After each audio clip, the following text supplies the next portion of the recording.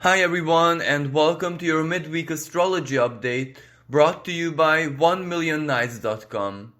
We have an extremely powerful karmic sky playing out right now, where the energies are likely to be felt and experienced in a rather uncomfortable way, because on one hand, we're still under the influence of the Pluto and Jupiter conjunction, where we can look at Pluto as change, transformation, which implicitly implies that something has to cease to exist in its current form and then transform to something totally new, or maybe an upgraded version, but either way, it still has an element of deconstruction, destruction, destabilization, so to speak. And this is true in all possible senses of the word. If we look at the world stage, well, it is our political systems, our financial systems, our social structures that are being truly deconstructed before our very eyes. And of course, in each and every culture, this is happening their own individual unique ways, but the pattern is the same everywhere. And the main theme of this period is, well, Pluto is the ultimate truth. Pluto is that which we hide. Pluto is the skeletons in the closet. So all the corruption, all the mistakes, all the skeletons in the closet, secrets, errors, nepotism, etc. is being revealed through very emotionally impactful karmic events taking place in each culture, regarding their own personal setup.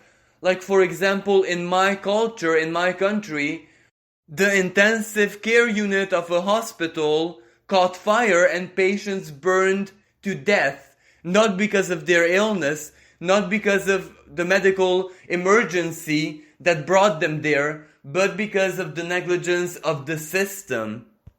And naturally, politicians do not take responsibility whatsoever. It's not their fault. It is just as it is.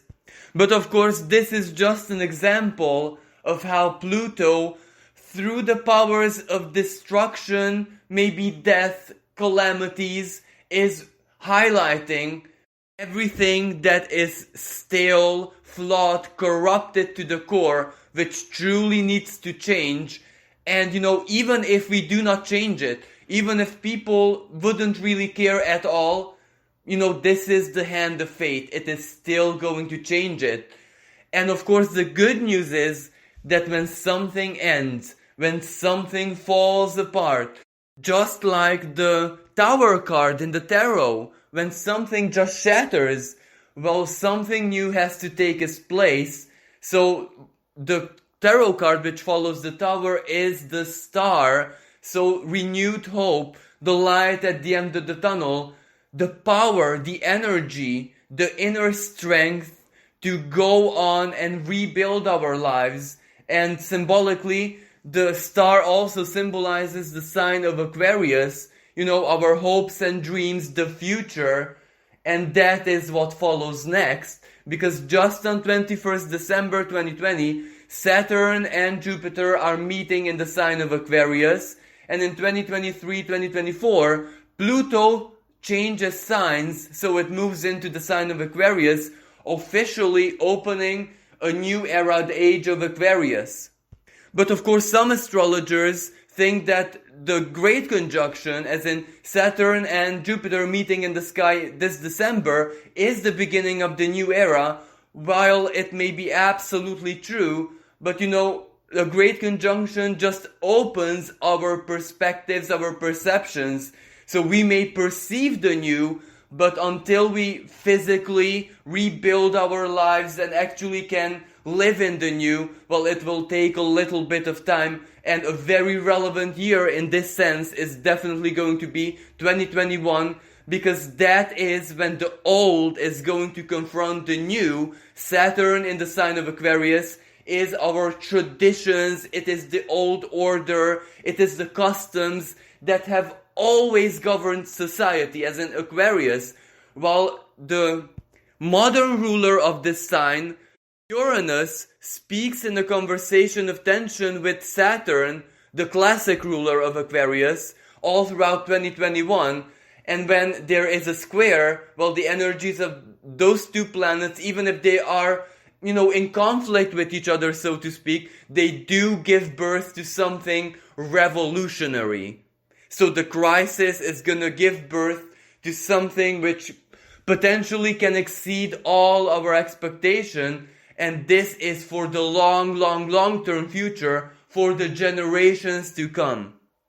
But we don't even have to wait that long, technically speaking, because we have the sun in the sign of Scorpio, a sign which is responsible for uncovering secrets, even from a scientific and, methodological perspective, and we can already see the vaccine reaching daylight.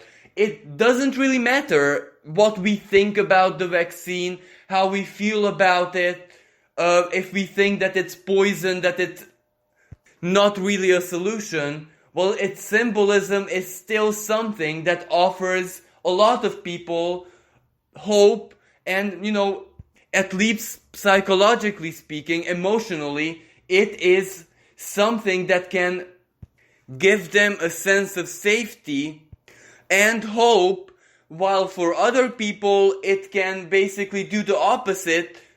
It can highlight or crystallize within their minds that even humanity's scientific community is not so competent, let's say, or everything is truly under the imperative dominance of big organizations. But either way, even if this bestows hope or it ends all hope, it's still a kind of solution, because we know where we stand from, personally, individually. It doesn't really matter what other people think. What actually matters is that we are embodying our own truth, 50% of which is choice. And from a karmic perspective, the attitudes and the inner truth that we, hold inside of us in the present moment are building blocks for the future. That is going to be the future, personal future, that we're stepping into. And because it is so dual, some people trust it, other people mistrust it. This will definitely represent a division, a separation, which doesn't really contradict the sign of Aquarius. Yes, Aquarius is humanitarianism, equality, coexisting in peace and harmony, but it is also the sign of the individual, so we won't coexist in a forced manner, but by respecting each and every individual's rights, even if those are dual. And, even the sign of Aquarius has dual qualities to it. Just look at the symbol of Aquarius. It has the two lines. So it's two, just like Gemini, just like Libra, just like Pisces, but in a different manner. So, the fact that we don't agree on something is not necessarily a problem or an obstacle. We can still coexist as long as we embody the main principle of the sign, mutual respect and acceptance. But until we, get there are going to be a lot of karmic events playing out in the sky in such a very short period of time. Well, on one hand, we have the Gemini partial penumbral lunar eclipse on the 30th of November, which is a very powerful karmic energy. And afterwards, we have a solar eclipse taking place in the sign of Sagittarius just before the Saturn and Jupiter conjunction in Aquarius. And that is going to be a massive new beginning, especially from an ideological, spiritual, philosophical, and yes, scientific perspective. That is going to be a moment when incredible, mind-blowing, unbelievable scientific discoveries will simply shock the world. And some of those have to do, without a shadow of a doubt, with cosmology, with how the universe is built, how it functions, maybe, dark matter, maybe particle physics, maybe interstellar travel, life on other planets. So the sheer information, the sheer fact that humanity has obtained that knowledge or perfected, their scientific vision about the universe is already a quantum leap. So that is where something new truly begins, and that new is going to be so massive that it sucks all of us into the future. And of course, what follows next is the Great Conjunction, which takes place in 0 degrees of Aquarius. 0 degrees is critical degree because that is the energy of new, but the kind of new which is never ever seen, experienced before. 0, if it can be considered a number, well, it is the matrix. It is the most pure state possible. It is like the expression of the primordial soup. And if the sign of Aquarius implicitly represents fresh and new, the next, the future, well then what a powerful combination of energy that is going to be. And on top of that, it takes place on Solstice Day, when the veil between the worlds is that much thinner. So maybe this is when our material world and the ethereal world become one. And as above, so below, as within, so without. So something will definitely change after that powerful astrological dance. Some of the massive changes are gonna definitely enter our lives over the course of the next 6 months, but some might be even instant, because at this time we have so very many direct planets. Actually, only Uranus is not gonna be direct. Mars will have moved direct, Neptune will have moved direct, Jupiter, Saturn, Pluto all are direct, Mercury retrograde ended, and by that time it's gonna be comfortably out of its shadow. So that all of that means progress, momentum, evolution, the path forward. And the reason I'm talking about all of this is because it is just around the corner. It's only a matter of weeks before we experience all of this. So this Jupiter and Pluto conjunction individually, regardless of what happens on the world stage, in our communities, in our culture, it can, make us feel extremely helpless, incompetent, to resolve all our problems, overcome our limitations, strictly individually. This is always a moment of surrender. It is always a moment when we have to abandon maybe strong desires, very important goals and dreams, and forcefully, when, it is fate, karma, destiny that kind of forces us to embrace something new, even if we don't really wish or want that new, or we don't want it in that format. While for some people, endings and, massive closures have already taken place. For example, separations, divorce, losing a job, career, money, livelihood, their psychological well-being, their faith, their spirituality, etc. But nothing new came into existence yet. So nothing new was knocking at the door. So they may be feeling really lost and confused, and they just don't know what is happening and what's gonna happen to them, because this is mostly about the future. This is where we are totally blind.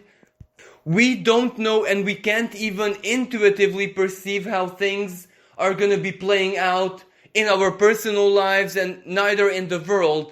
So this leaves us in a thick fog of confusion regarding the future. But the same thing might not be true for the past, and for who it is that we are deep inside of us. Because as I said, Pluto is the energy of self-psychoanalysis. So a lot of traumas, a lot of, psychological patterns which governed our lives, a lot of memories, a lot of illusions, obsessions, unhealthy faith or misaligned beliefs in the past months have already, came to the surface and we resolved them. So right now we know more than we ever did in our lives who it is that we are, and most importantly, who it is that we are never ever gonna be and don't wanna become. So this is like a dual state where your own personal truth is so very clear in your mind, in your heart, in your whole being, but what it means for the future is under a shroud of mystery. And to make things worse, well, Gemini is all about communication, but also a sense of identity. That identity which we project onto other people through our relationships, communications, one-on-one, human connections. And we have the North Node in here, the symbol of our karmic progress, the symbol of the future, the symbol where we're heading towards. And of course, this should contain our biggest goals and, things that we have to accomplish personally. All of this is destined, of course, but this is where Neptune, the planet, in its lowest expression, is confusion. It is like a thick fog where you just can't see anything. It is truth and half-truth, deception, lies. You just don't know how to make sense of reality, sense of life. So Neptune, in its lowest expression, is squaring that North Node. So even if we have all this truth, even if we are able to perceive things from a unique, the highest perspective, it is not helping us. It doesn't really mean anything when we want to figure out the kind of future we want to experience, or what is likely to happen, what options we have, what possibilities we have, or the methodology, because Gemini is also very practical. Gemini is the know-how, how to apply the knowledge. We may be totally clueless, and this informational mediatic warfare that is just ravaging the world is definitely making things 10 times worse for us. But you know what? It's absolutely okay. There are moments in life when it's absolutely fine not to know where you're going, not to have a sense of direction. It is absolutely fine to admit to yourself that maybe you hold all your inner truth, but you're still confused. It's still not very helpful. And at those times, the only option that we do have is to trust our souls, trust ourselves, trust our potential that we can overcome anything. And ultimately, the South Node is in the sign of Sagittarius, faith, our non-linear logic. We have to trust that the divine forces, or whatever it is that we believe in, even if it's just our unconscious minds or our instincts or our own ingenuity, we have to trust something that it will ultimately guide us and lead us to wherever it is that we are destined to move forward. So, psychologically, this may be really heavy because it's confusion after all, and the kind of a confusion where we also have the personal clarity. So, whatever takes place in our lives doesn't match, doesn't add up with the truth inside of us. And that for some people is the most uncomfortable feeling in the world. But all of this can make our faiths and, our relations with the divine that much stronger. Because this is where we have absolutely no choice, humanly speaking, other than to trust. And this kind of trust that we are developing right now is for the rest of our lives. And of course, this isn't anything that new or spectacular. Many generations, for example, our grandparents, the parents of our grandparents, faced much worse than this. When the whole world was in conflict, the world wars or big calamities like famine, drought, extreme earth events which shattered their lives, and they survived it somehow with great difficulty. Well, that built up a trust because they have lived through the worst of the worst. And even though it was really traumatic, it still built up a certain kind of spiritual fortitude, because it was exactly living through those very, very hard moments that gave them the true wisdom of what earthly existence is all about. Everything goes around in cycles, and when the divine clock hits the crisis theme, so to speak, well, then the whole world, everything that they knew until that moment is gonna turn into chaos. And you know what? It's still gonna be okay. There is still gonna be light at the end of the tunnel. And as they lived through all of this, they lived through the worst of the worst. And then slowly but surely, they started rebuilding their lives. And their faith that everything was gonna be okay was confirmed, and they lived it. Well, that is permanent. That is something that they're going to take with them even into the afterlife. And from a spiritual perspective, living through moments like that is the meaning of life. That is what makes you evolve as a spirit. And basically that is the gateway to enlightenment. Because if we look at the great ascended masters of humanity, the Buddha, Christ, before they reached enlightenment, well, they went through moments of torment, of pain, and of hardship, which most people could not even imagine. So pain is the alchemical component to a greater state of enlightenment. It is something that we just cannot go without. And in this day and age, we have so many solutions for pain. We have escapism, arts, TV, music, psychologists, astrologers, empaths, doctors, people who are specialized to, alleviate pain, to make the pain go away, or basically detach from pain. So the universe has to be very inventive and figure something out where no one can help us, take the pain away. The only solution is for us to confront the pain. But of course, on one hand, this is also optional, because if you insist with all your soul that you don't want to go through this, well, it's absolutely fine. You can still detach because it is your inner strength, but you already limited your path towards enlightenment, which is also absolutely fine. Because, most people are not actually meant to reach any kind of enlightenment or evolution or deeper understanding of the cosmos in this lifetime, so it's no problem at all. But for those who do wish this, and those who came here, in this incarnation exactly for this purpose, well, you guys are in deep water and there's nothing you can do. Confront the pain and have trust. It will end and it will get better, 10 times better. This is actually the gateway towards your experiencing and living your dreams.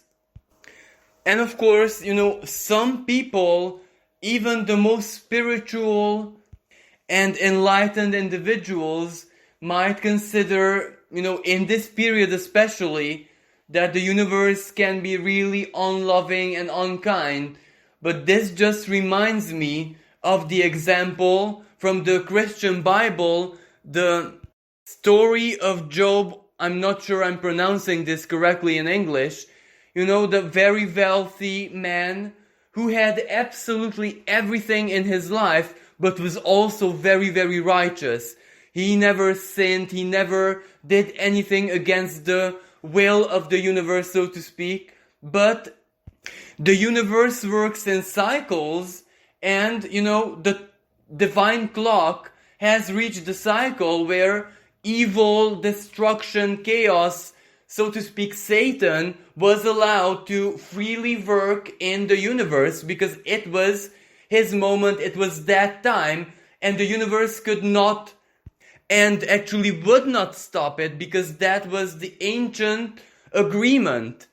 And naturally, chaos or Satan, or call it whatever you want, the ancient evil, targeted Job exactly because he was righteous, and it tormented him and it took away all of its possessions.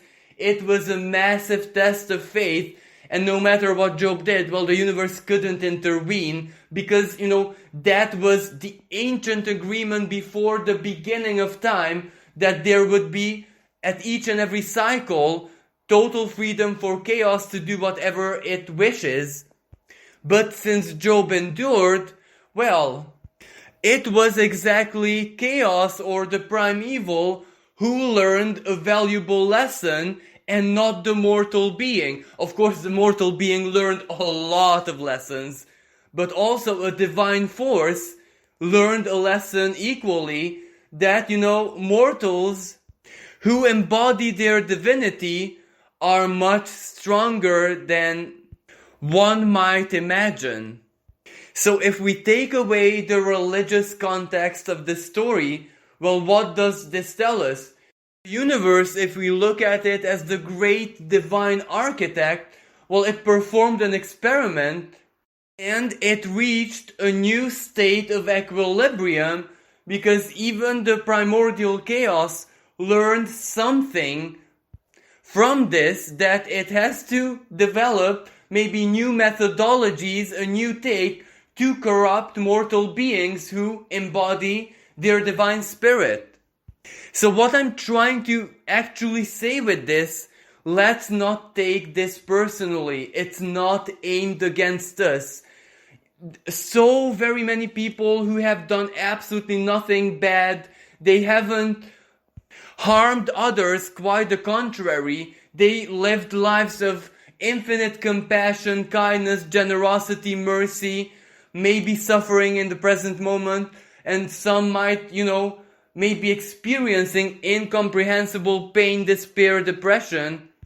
But it's not personal. All we have to do is somehow endure, because, just as the divine clock marks a period for destruction, when destruction has to enter the world freely to reconfigure it and to select, the worthy, the strong from those who are not able to perfectly embody these virtues. The clock will also move to a period when we have to construct, reconstruct, and when there is going to be, the main karmic theme is about prosperity, peace, and harmony. So all we need to do is endure this, because change will come 1 trillion%. That is the very nature of the universe. But of course, all of this is highly philosophical and spiritual. So let's take a look at a totally different kind of energy in the sky, which is equally as uncomfortable, but a totally different dimension. Because Venus is squaring, Venus in her home sign of Libra. So it's all about love, it's all about partnerships, it's all about the others, other people who we might love, or other people who we are connected to. And Saturn is limitations, obstacles, challenges, and temptation. And also Venus is squaring Eris, Mars' sister, goddess of discord and rebellion. So, other people might irritate us a lot in this period. So if our own personal problems weren't enough, we can also get challenges from our relationships. But since this is a square, we can truly overcome it with wisdom and life experience. So for example, if we don't lash out, if we don't say those hurtful words, if we don't verbalize and express our frustration, dissatisfaction that other people don't meet our standards, or maybe if we don't respond extremely negatively to criticism or certain kind of suggestions which might irritate us, all of this can change very, very quickly as Venus breaks up these conversations of tensions that she is holding. And when she does, this can actually turn into something positive. For example, let's say you're in a committed relationship and you choose not to hurt your partner. You choose to be understanding, even if it is painful at times. Well, this can consolidate your relationship, and the level of trust and appreciation that can be born out of the square, it can be for life. Overcoming these Venusian squares with understanding, patience, maybe sometimes doing or being more patient with other people than we would be with ourselves is the key to earning the respect of certain people who we love dearly for the rest of our lives. Because, everyone is going to remember this hardship, this tension, this confusion, but they're also going to remember your attitude, that you were patient, that you led by example, that you chose to swallow your frustrations rather than lash out, and that can turn into deep loyalty. And this is the kind of energy which forms soul partnerships which exist even after we leave this life. Some soul partnerships are formed, let's say, outside of matter, in the ether, when we're just consciousnesses, when we're just souls, when we're not in this material dimension. But some are actually formed in this dimension because something that happens here, and those two souls overcome it together, builds such a deep level of respect and trust which cannot be broken even after, death, after the final transformation. And as a conclusion, well, it doesn't matter where the hardship and pain sources from. May it be your material life, your relationships, your relation with the universe, your spirituality, your faith, your worldview, etc. We also have the Sun holding sextiles with the planets in Capricorn. Today, the sextile with Saturn is the conversation which is exact, so it is the predominant energy, which means that we do possess the inner strength, the faith to overcome all of these hardships, and of course, overcoming them is going to transform this experience into one of the most valuable life lessons that are going to see us through the rest of our lives, basically. Like Saturn is also a very material energy, so you might not really know what this experience is going to turn into in tens of years, let's say. Maybe this will be how you live through this. It's going to be a bestseller book. Maybe this is what you're going to be talking about in a talk show. Maybe you are going to be teaching young people how to cope with crisis, with stress, how to sort out their psychological imbalances and problems, so you don't know what this experience can lead you to do in the long-term future. So as negative as this can be perceived in the present moment, this is truly alchemical gold. This is soul level value. This is like alchemically turning lead into gold. Lead is the pain, of course, and gold, the inner value that is going to result out of this. So all I can say is, please have faith, please trust and endure.